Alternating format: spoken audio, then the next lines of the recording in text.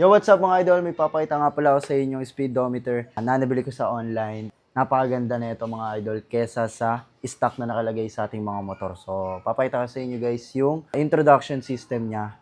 Ito. Yun. Tingnan nyo guys kung gaano kaangas yan.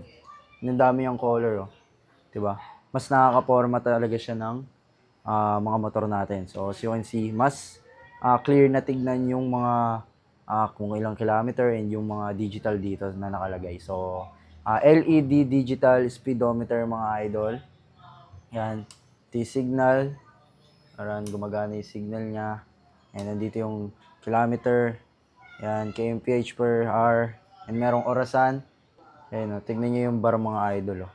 Angas, oh. So, isa to guys sa mga nauuso na speedometer. Lalong-lalo na mga idol sa mga naka-Honda Click. So, itong speedometer na to mga idol is available na siya at pwede nyo siyang ilagay sa mga Click 125, Click 150, tsaka Click 160. Mga idol, mag-upgrade na rin kayo ng mga speedometer ninyo para mas lalo nyo makita yung dometer ninyo and syempre, mas maayos tignan at mas maangas. So, ayun o, nakakapogi talaga.